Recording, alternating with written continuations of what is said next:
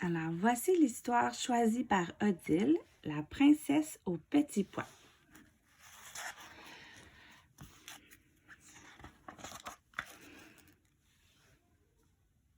Il était une fois un beau prince, fort et bon à la fois, le rêve de toute princesse. Lorsqu'il devint un jeune homme, il décida qu'il était temps pour lui de se trouver une épouse. Impatient de se lancer dans cette aventure, il dit au revoir au roi et à la reine et se mit en route en quête de l'amour. Il rencontra tout d'abord la princesse Pénélope. Avec ses splendides cheveux roux et son teint de porcelaine, on aurait dit une poupée. Et si on jouait au tennis? Ou si on montait à cheval? Oh oui, tiens, faisons une partie de tennis, décida-t-elle. Toute la journée, la princesse ne s'intéressait qu'à elle. Le prince ne tarda donc pas à reprendre sa route. Plus tard, il fit la connaissance de la princesse Maude. Elle fut assez aimable pour lui demander comment il allait, mais il ne trouva rapidement plus grand-chose à se dire. Maude semblait avoir autant de centres d'intérêt que de conversation. Le prince s'ennuyait tellement qu'il décida de prendre congé d'elle. Lorsque le prince vit la princesse Anastasia, il eut un coup de foudre. Mais lors du dîner, elle lui révéla une sombre facette d'elle-même. Après s'être brûlé la langue avec une soupe bouillante, elle cria comme une hystérique et se plaignit à son cuisinier. Le prince la trouva grossière. Tout le monde sait qu'il faut souffler sur la soupe. Le prince se lassa de ces rencontres. Il y avait toujours quelque chose qui clochait.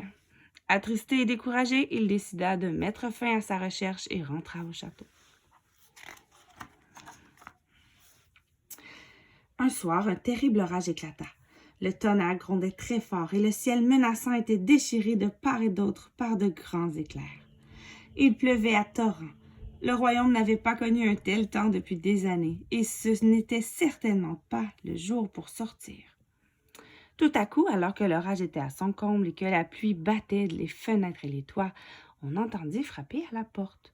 « Qui cela peut être par un temps pareil ?» se demanda le roi. Il était tellement curieux qu'il alla lui-même ouvrir la porte. Une jeune fille se tenait debout sous la pluie, trempée jusqu'aux os. Ses cheveux ruisselants lui collaient au visage. Ses vêtements semblaient l'indisposer et lorsqu'elle remua les pieds, de l'eau s'échappa de ses chaussures. Elle était belle à voir. « Ravie de vous rencontrer, dit-elle au roi en s'inclinant. Je suis la princesse Isabelle. Je vois, répondit le vieux roi. Je vous en prie, ne restez pas sous la pluie, entrez. Le roi dit à son épouse que la fille prétendait être une princesse. C'était facile à dire, mais était-ce vrai? Nous allons bien voir si elle dit la vérité, pensa la reine. Isabelle tremblait de la tête aux pieds. La reine la guida à l'étage afin qu'elle puisse prendre un bain chaud et enfiler des vêtements confortables. Isabelle était tellement soulagée. Son voyage l'avait épuisée et elle était reconnaissante envers ses hôtes. Pendant ce temps, la reine alla dans la chambre destinée à la supposée princesse. Elle enleva les couvertures et les draps du lit et déposa un petit poids sur les planches. Puis, elle ajouta un matelas par-dessus, suivi de 9 autres matelas. Voilà qui devrait faire l'affaire, pensa la reine, et elle quitta la pièce en fermant la porte. Isabelle se sentait maintenant beaucoup mieux. Lorsque la reine arriva pour lui montrer sa chambre, elle fut surprise de voir que la fille trempée cachait un bien joli minois. Elle ressemblait presque à une princesse. « C'est ce que nous allons voir, » se dit la reine. Lorsque la jeune femme découvrit sa chambre, elle fut impressionnée par le lit majestueux qui l'attendait. « Le lit a l'air fantastique, » dit-elle impatiente de s'y blottir. Isabelle remercia la reine et lui souhaita bonne nuit. « Dormez bien et à demain matin pour le déjeuner, » dit la reine. Isabelle s'étira et bâilla. Elle avait tellement hâte d'avoir une bonne nuit de repos après une journée si chargée.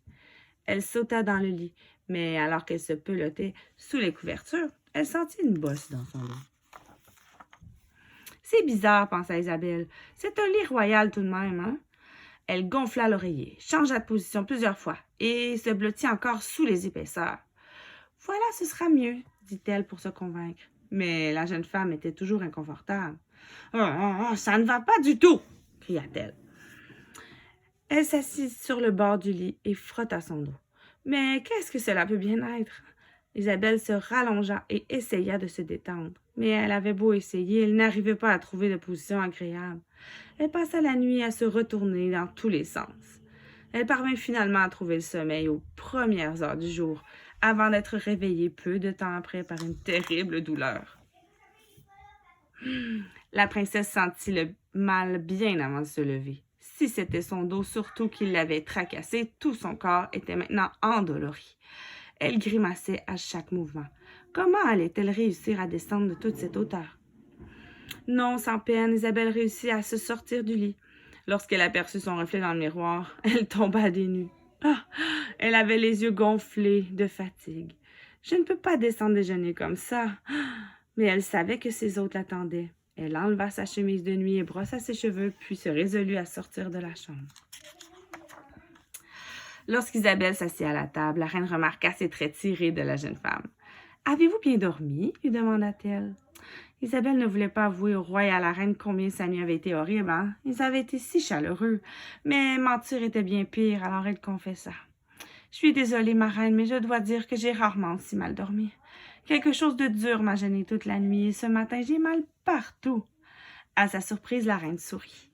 « Il n'y a qu'une vraie princesse qui puisse sentir le petit poids que j'ai disposé sous 10 matelas du lit, » jubila la reine. « Seule une princesse fait preuve d'autant de délicatesse. » Plus tard, Isabelle rencontra le prince. Ce dernier découvrit avec soulagement qu'elle ne ressemblait en rien du tout aux autres princesses qu'il avait rencontrées.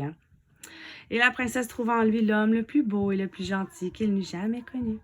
Ils tombèrent amoureux l'un de l'autre et ne tardèrent pas à se marier. Et le petit pois fut exposé dans un musée. Il y est encore aujourd'hui, couché sur un coussin de velours en haut d'un piédestal. Merci les amis.